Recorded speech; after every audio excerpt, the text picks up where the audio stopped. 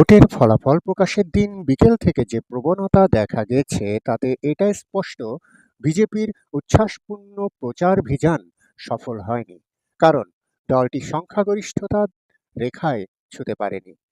নিচতার নতুন মাত্রাকে স্পর্শ করা একটি অত্যন্ত আগ্রাসী ও মেরুকরণের ভোট প্রচারণা, অগ্নিবীর স্কিম, উচ্চ বেকারত্ব ও মূল্যস্ফীতির মতো বিষয়ের কাছে হেরে গেছে। এগুলো কাজ করেছে গেরুয়া দলটির বিরুদ্ধে। এই পরিস্থিতিতে এনডিএর সঙ্গে কি থাকবেন? জেডিইউর নীতিশ কুমার অথবা চন্দ্রবাবু নাইডুর টিডিপি নতুন করে ভাববে, নাকি এনডিএ জোটের এ দলগুলো শর্ত দেবে নরেন্দ্র মোদীকে আবার প্রধানমন্ত্রী করা না হলে তবেই তারা বিজেপিকে সমর্থন জানাবে? বিজেপি এককভাবে 243 আসনে জয় পেয়েছে এবং এনডিএ ভোট পেয়েছে 296 আসন। চিত্তাকর্ষক, 231 আসনে জয় পেয়েছে ইন্ডিয়া জোট, অন্যরা 16টি আসনে জয় পায়। বিজেপির পথকে কঠিন করে তুলতে পারে তাদের দুই মিত্র জেডিইউ ও টিডিপি, যারা যথাক্রমে 15 ও 16টি আসনে জয় পেয়েছে। যদি তারা বিজেপির সামনে কিছু শর্ত জুড়ে দেয় এবং এনডিএ থেকে বের হওয়ার সিদ্ধান্ত নেয়, তাহলে বিজেপি বিরোধী দলের আসনে বসতেও বাধ্য হবে। নীতিশ কুমার ও এন চন্দ্রবাবু নাইডু কিং মেকারের ভূমিকায় থাকতে পারেন অথবা এনডিএ ছাড়তেও পারেন। বিহারের মুখ্যমন্ত্রী অতীতে নিজের মন মর্জি মতো এনডিএতে ঢুকেছেন, বেরও আবার হয়েছেন।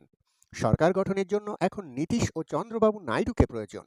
সরকার গড়ার চাবিকাঠি যে চন্দ্রবাবু নাইডু ও নীতিশ কুমারের হাতেই থাকছে সেটি সন্দেহাতীত। আর এই বিষয়টি মাথায় রেখে দুই নেতার সঙ্গে যোগাযোগ করছে কংগ্রেস। কংগ্রেসের প্রধান নিজে তাদের সঙ্গে কথা বলেছেন। মূলত তাদের সঙ্গে যোগ দিতে এই দুজনকে আহ্বান জানিয়েছেন তিনি। উচ্চ বেকারত্ব ও মূল্যস্ফীতি বিজেপির সম্ভাবনাকে ম্লান করেছে। অগ্নিবীর স্কিম কাজ করছে বিপক্ষে। রাজস্থান ও হরিয়ানার বিপুল সংখ্যক তরুণ বিজেপি জোটকে ভোট দেননি। নির্বাচনে এ দুই রাজ্যে অপেক্ষাকৃত খারাপ ফলাফল করেছে বিজেপি।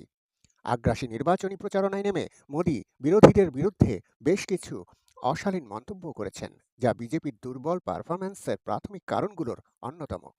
মঙ্গলসূত্র নিয়ে মন্তব্য, মাংস, মুসলিম রিজার্ভেশন এবং রাহুল গান্ধী ভালো কিছু করলে পাকিস্তান খুশি হবে, এমন সব মন্তব্য ভালো ফল বয়ে আনেনি।